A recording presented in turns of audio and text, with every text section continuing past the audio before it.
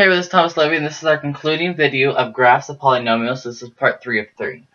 So I will be talking about how to convert an equation into a graph by finding 5 key things that will help you. So the first function we're going to have is the function of x equals negative x squared minus 6x.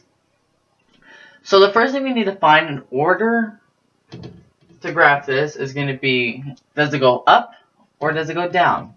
And what that means is, does it make a happy face or a sad face because it is a polynomial, because it is a parabola. So if you don't remember my other video, parabola's parent function is y equals x squared, which it does have that.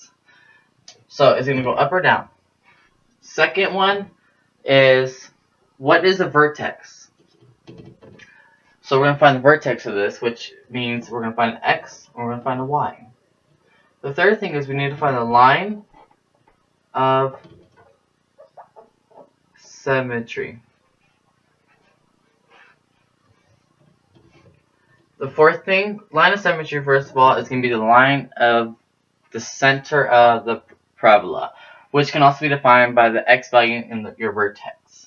So the fourth thing we're going to find is the y-intercept.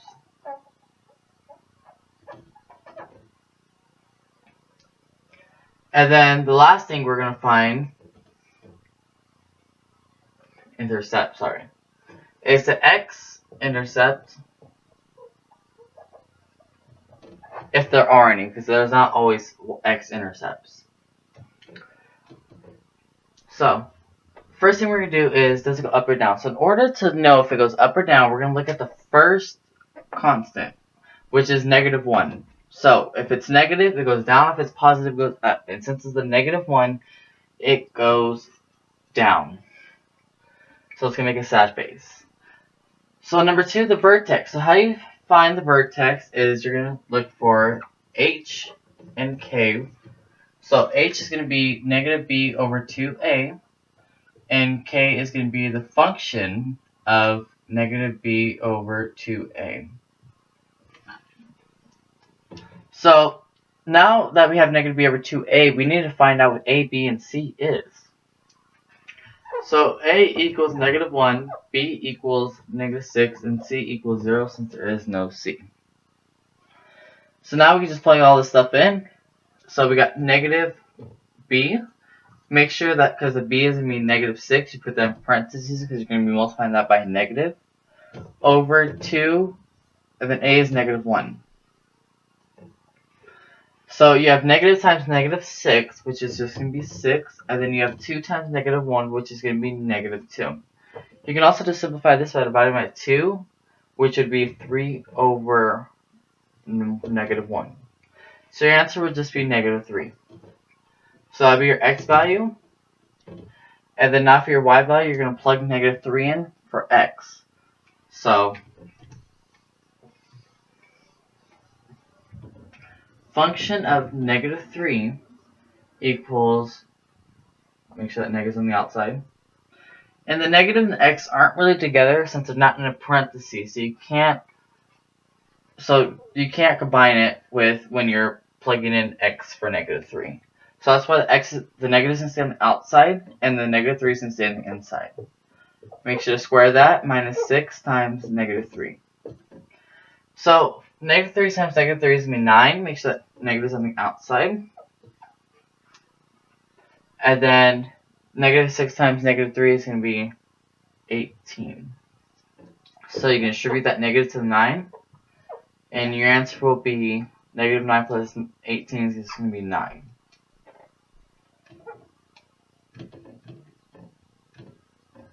So now we have the vertex is going to be -3 and 9. So -3 is going to be your x value, 9 is going to be your y value. So in line of symmetry, remember it's going to be the x value of your vertex, because the vertex is going to be the center point, and the line of symmetry is going to be the x-axis. So line of symmetry is just going to be -3. So now we're going to solve the y-intercept. So in order to do this, we have to set x to 0. So in order to do that, it would be y equals negative, since it's x, equal to 0, minus 6, that's another x, equal to 0. So it would be 0 minus 0, which is just simply 0. So your x-axis is going to be 0. So now for your x-intercept, you can either factor it if it will be factored, in which this case it can, or you can do the quadratic formula. So since this one can be factored, I'm just going to factor it out. You can take out GCF of this, which is going to be x. And if you don't know what GCF is, it's the greatest common factor. So it would be negative x minus 6. So now you're going to see what you can plug in x to make it equal to 0. So what can you plug in x to make that equal to 0? Anything times itself would just be, anything times itself to equal 0 would just be 0. And then now you have to set that to 0 and see what x needs to be for it to be 0. So now you have negative x minus 6 equals 0. You add the 6. Negative x equals 6. You divide the negative. And x equals negative 6. So the other one's going to be negative 6. So your two x-intercepts is going to be 0 and negative 6. So now we're going to graph that using the information that we know.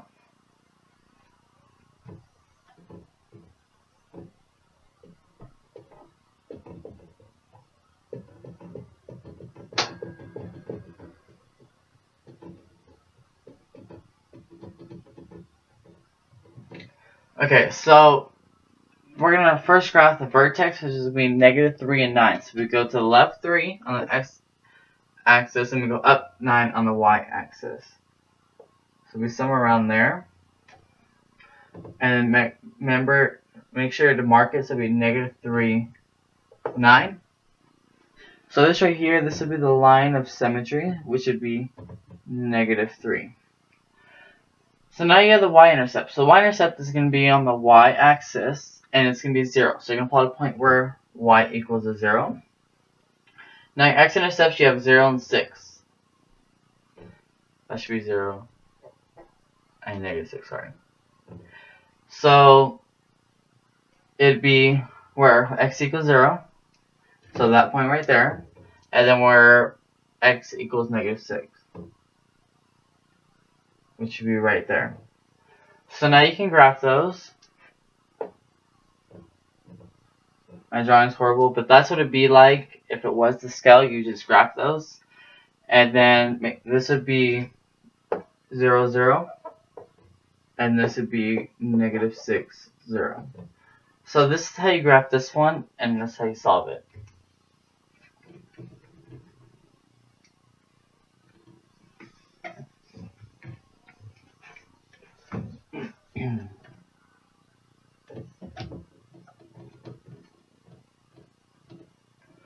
Okay, so now we're going to do the more challenging one, which is going to take a bit longer. It's going to be the function of x equals negative 4x squared minus 6x plus 2. So the first thing we're going to do is, remember, look at the first coefficient. Is it negative or positive? And negative 4 is definitely going to be negative, so it's going to be down. Next, you're going to find the vertex. Remember, the vertex is going to be h over h and k. So h is going to be negative b. So let's try to see what a is going to be negative 4, b is going to be negative 6, and c is going to be 2. So h of k, so it's going to be negative b over 2a, and then the function of negative b over 2a. So negative b, so it would be negative, negative 6, remember, make sure to put that negative 6 inside parentheses, over 2, same with the negative 4. So negative times negative 6 is going to be 6 over 2 times negative 4 is going to be negative 8. You can reduce that to 3 over negative 4. So your answer is going to be negative 3/4. So that's going to be your vertex, your x in your vertex. So now you can plug that into the equation to solve for the y in the vertex. So now you have negative 4 times negative 3/4 squared minus 6 times negative 3/4 plus 2. F of x equals. So now the first thing you're going to do is you're going to square root the negative 3/4. So negative 3/4 times negative 3/4. So 3 times 3 is going to be 9. 4 times 4 is going to be 16. Negative times negative is just going to be positive, so it's going to be positive 9 over 16. So now your new equation is going to be negative 4 times 9 over 16 minus 6 times negative 3/4 plus 2. So now you're going to multiply left to right. So negative 4 times 9 over 16, let's write that. So negative 4 over 1 times 9 over 16.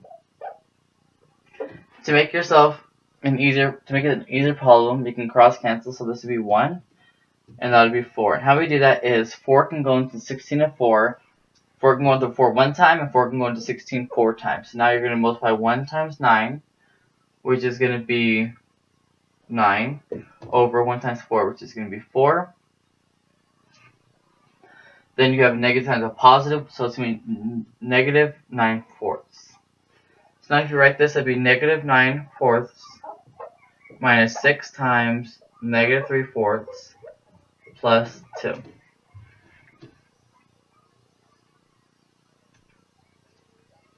So now you're going to multiply 6 and negative 3/4. So it'll be negative 6 over 1 times negative 3 over 4. So you can cross multiply here.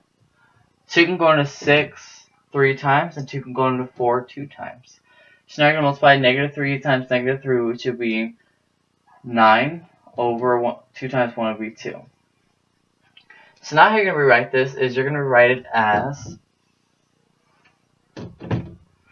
negative 9/4 plus 9 over 2 plus 2. So now we're just going to be adding and subtracting. So when you add, you need the lowest common denominator. So in order to get this to the lowest common denominator, you need to multiply by 2. And whatever you do to the bottom, you need to do to the top.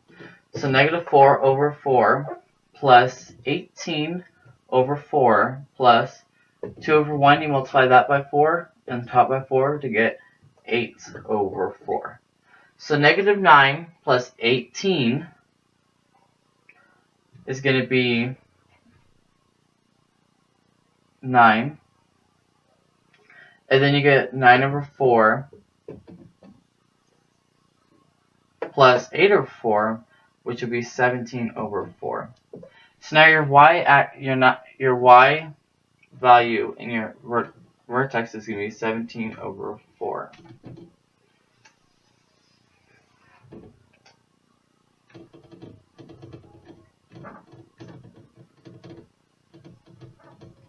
Okay, now you're going to solve for your line of symmetry, which again is going to be the x value in your vertex. That'd be negative 3 over 4.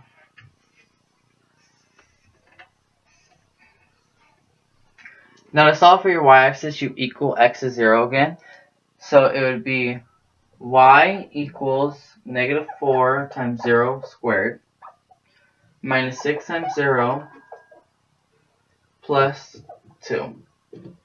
So equal to 0 minus 0 plus 2, which equals to 2. So your y-axis is going to be 2. Now we're going to see if there's any x-axis in this equation. So there might not be none, there might be 1, there might be 2. So in order to do that, we could factor it, or we can do the quadratic formula in which this equation cannot be factored. So we're going to have to do the quadratic formula. So in order to do that, we need to solve for a, b, and c. So a equals negative 4, b equals negative 6, and c equals 2. If you don't remember the quadratic formula, it's negative b plus or minus square root of b squared minus 4ac all over 2a. So now we're going to plug this stuff in. So negative times negative 6, make sure to put the negative 6 inside the parentheses since it's not included with the other negative, plus and minus the square root of negative 6, which is going to be b squared. Make sure to put that negative 6 inside the parentheses. Minus 4 times negative 4 times 2. All over 2 times negative 4. So now I just plug in a, b, and c to our equation. So now we can solve it. So negative times negative 6 is going to be 6. Plus and minus the square root of negative 6 times negative 6 is going to be 36. And then negative 4 times negative 4 is going to be 16. Times 2 is going to be 32. So plus 32. Over 2 times 4 is going to be negative 8. So that is how we're going to solve it. Now we can simplify. So it'll be 6 plus or minus the square root. 36 plus 32 is going to be 68. Over negative 8. And then let's see if we can simplify the 68. So in order to simplify the 68, we're going to need to do the factor tree. So I'll do the factor tree over here. And it'll be 4 and 17, 2 and 2. So we can actually take out the 2's. So when you take out the 2's, it'd be 6 plus and minus 2 square root of 17th left over negative 8. So now you can divide everything by 2. So 6 divided by 2 is going to be 3. Plus and minus 2 divided by 2 is just going to be 1, which is nothing. So you're going to put that square root of 17. And then negative 8 divided by 2 is going to be negative 4. So that is going to be your answer. But when you graph it, you want to put them into decimal forms. So when you put that in decimal forms, you can plug that into a calculator, which is going to be 3 plus the square root of 17 divided by negative 4. So it's going to be, the first one's going to be negative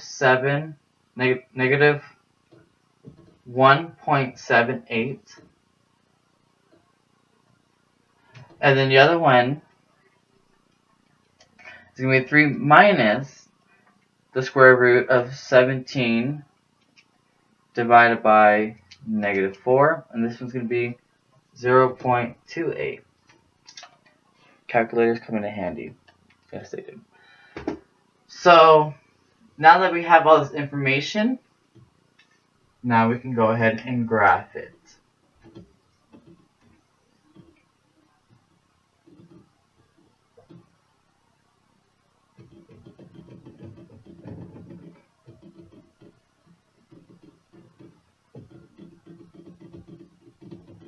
Okay, so the first thing we're going to graph is a vertex. So negative 3/4.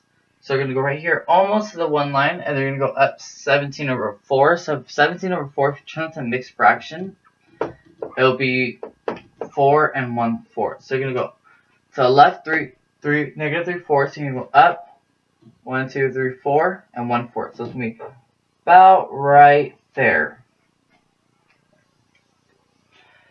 So then you're going to graph the y-intercept. So y-intercept is going to be 2. And then you're going to graph the x-intercept. So the first one's going to be negative 1.78. So I can't really do this exactly. So it's going to be somewhere around there. And then 0.28 is going to be almost to the y-axis, but it's not. So if you graph this, it would be something like that and that. It keeps writing down. It's not the scale again, but that is how you find the information and graph it. And that would be the conclusion of our session. Thanks for watching, and see you next time.